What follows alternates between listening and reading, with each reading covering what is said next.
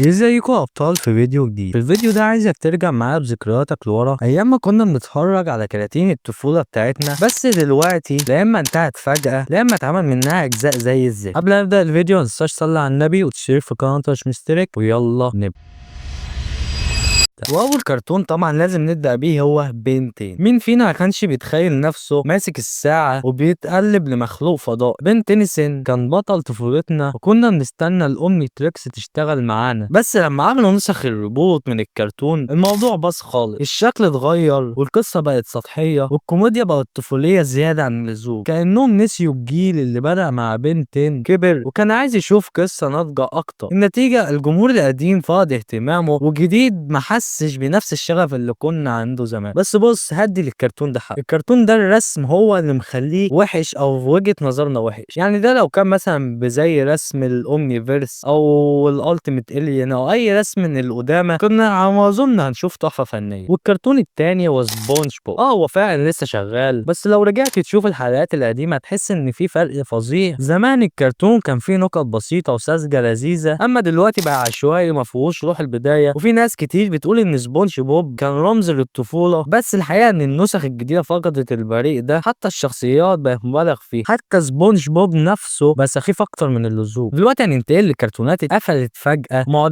عادش بتتعرض على سي ان، منهم كود نيم كيدز. الكرتون ده كان عبقري وفكرته ان الاطفال اللي عاملين منظمة سرية بيحاربوا الكبار، كل شخصية لها شخصية مختلفة وادواتها كانت غريبة بس مبتكرة جدا. بس رغم النجاح الكبير الكرتون اتوقف فجأة سنة 2008 من غير سبب واضح. ناس كتير كانت مستنية جزء جديد، بس المشروع اللي كان اسمه بلاستيك كيند اتلغى ومحدش عارف ليه. كان الكرتون اختفى فجأة من الوجود. نفس الحكاية مع ساموراي جاك. الكرتون ده كان تحفة فنية، مزج بين الاكشن والفلسفة وطريقة الرسم اللي كانت مختلفة عن اي حاجة وقتها، بس اتوقف سنة 2004 وقبل ما يخلص وسابنا تايهين مش عارفين البطل حصل له ايه. وبعد سنين طويلة رجعوا بجزء اخيرا سنة 2017، بس رجع غريبة وغامضة جدا وكان سوداوية زيادة عن اللزوم وما كانش فيها نفس الروح وكأنهم حاولوا يقفلوا القصة بأي شكل. وفي كرتونات اتغيرت زيادة عن اللزوم زي فتيات القوة، 3 بنات اللي كانوا بيحاربوا الشر وكل واحدة ليها طبعها. الكرتون ده كان ممتع جدا لحد ما قرروا يعملوه نسخة جديدة اللي هي ريبوت يعني سنة 2016. بس يا جماعة الكارثة حصلت فعلا، الأصوات اتغيرت والرسومات فقدت جمالها والحوار بقى بايخ جدا. الناس كلها هجمت النسخة دي وقالوا إنها قتلت الطفولة. بعد كده اتلغت بسرعة، من ساعتها محدش فكر يقرب منها تاني. وكمان بوكيمون، تخيل بطل طفولتك اللي عشنا معاه أكتر من 20 سنة يختفي فجأة كأنك بتودع صاحبك اللي كبرت معاه. صحيح حاولوا يعملوا شخصيات جديدة بس مفيش روح، زي روح آش ولا علاقة اللي كانت بينه وبين بيكاتشو. الجمهور اتقسم نصين بس أغلب الناس فقدت الحماس. وفي كرتونات اندفنت بس لسه عايشة جوه قلوب محبينها ولسه عايشة في قلوبنا، زي كيم بوسيبل وتوتال سبيس ومختبر ديكستر واد وايدي. كلها كرتونات كانت جزء من حياتنا. دلوقتي هننتقل للجزء الثاني من الفيديو اللي هو سي ان زمان دلوقتي. زمان كرتون نتورك كانت حاجة تانية خالص. القناة دي كانت بالنسبة لنا عالم كامل من الكرتون، مش مجرد قناة تلفزيون. كان فيها كل انواع الكرتون اللي ممكن تتخيلها، اكشن ضحك ودراما وخيال. كان كل كرتون ليه طابع خاص مش شبه التاني. دلوقتي شكله اتغير، الروح اختفت وحتى الالوان بقت باهته. وهديكم امثله على كده. طبعا كلكم فاكرين ايد وايدي، التلاته اللي كانوا بيدوروا على فلوس عشان يشتروا الباد. الكرتون ده كان عبقري رغم بساطته، كان بيحكي عن الطفوله بصدق جدا. كل شخصيه غريبه وكل حلقه فيها حاجه مختلفه. لما تبص على الكرتون الجديد تحس انهم بيحاولوا يقلدوا الروح القديم بس من غير احساس. وعندنا كمان ديكستر العبقري الصغير اللي عمل معمل تحت السرير. ده الكرتون اللي خلى ناس كتير تحب العالم والاختراع وهي صغيره. وكان في لمسه فكاهيه عبقريه بينه وبين اخته ديدي اللي كانت دايما بتبوظ له كل حاجه. بس فين ديكستر دلوقتي؟ اختفى كانه ما كانش موجود اصلا. كل اللي فضل منه شويه كليبات على يوتيوب وذكرياتنا عنه. وننتقل من واحد من اعظم الانتاجات الكرتون لحد دلوقتي هو التين تايتن. طبعا مش تين تايتنز جو، لا تين تايتنز الاصلي. كان واحد من احسن كراتين الاكشن اللي اتعملت. كان فيه دراما ومغامرات وصداقات وخطوط قصصيه تقيله جدا بالنسبه لوقتها. روبن وستار فاير وريفن وبيست بوي وسايبورغ، 5 شخصيات كانوا مزيج مثالي عليه بين القوة والمشاعر. بس لما عملوا النسخة الجديدة اللي هي تين تايتنز جو كل حاجة باظت. لو عملنا مقارنة بسيطة، الجديد كله نكت واغاني سخيفة زيادة عن اللزوم، ومفيش قصة ومفيش عمق ومفيش لحظات تفضل محفورة في دماغك، بقت محاولة لإرضاء الأطفال الصغيرين. بس الجيل اللي اتربى على الأصلي حس إن الذكريات اتشوهت. ده مثال واضح على إن مش كل حاجة لازم تتعمل من جديد، وقت الأفضل تسيب الذكرى في مكانها. وهنتكلم برضك عن داني الشبح. داني الشبح كان الكرتون سابق عصره. فكرته كان هو عادي يعني ولد بيتحول لشبح خارق وبيحرق أبو أرواح تانية. الكرتون ده كان فيه طابع مظلم بسيط، وموسيقى البداية كانت أسطورية. داني كان عنده شخصية قوية ومشاعر حقيقية، كان بيتطور مع كل موسم. بس بعد 3 مواسم بس الكرتون اتلغى فجأة ومفيش نهاية ومفيش تفسير، كأنهم سحبوا من الهوا ومع الوقت الناس نسيته، رغم انه كان من اكتر الكرتونات اللي تستحق تكملة. يمكن السبب ان الكرتون كان متقدم عن وقته، او ان نيكلوديون وقتها كانت مركزة على حاجات تانية. بس الحقيقة ان داني الشبح كان ممكن يبقى حاجة ضخمة لو كمل. ودلوقتي هننتقل على من كراتين سي ان لكراتين ديزني. هنتكلم عن كرتون المقاومة اللي هو جزء من عالم ستار وورز. كان عنده بداية قوية جدا بس ما كملش. الكرتون اتلغى بعد موسمين رغم ان في شخصيات كانت تستحق التطوير. ديزني قررت تركز على مشاريع اكبر، بس النتيجة ان الكرتون اتنسى. وكمان كيم بوسيبل، الكرتون ده كان من رمز ديزني زمان، بنت ثانوية عادية بتحارب الجريمة في نفس الوقت اللي بتحضر في امتحانات. كان ذكي وخفيف وفيه مغزى حلو، بس بعد ما خلص حاولوا يرجعوه في فيلم لايف اكشن، كانت كارثة. محدش حب النسخة دي والناس قالت سيبوا الكرتون في مكانه. دي اللحظات اللي تحس فيها ان الحنين اقوى من اي محاولة تحديث. دلوقتي هنعرف ليه الكرتونات دي ماتت. السؤال اللي دايما بيتسأل هو ليه الكرتون زي ده اختفى؟ السبب الحقيقي ان الزمن اتغير. الشركات بقت تفكر في المشاهدات والارباح اكتر من القصة والمشاعر،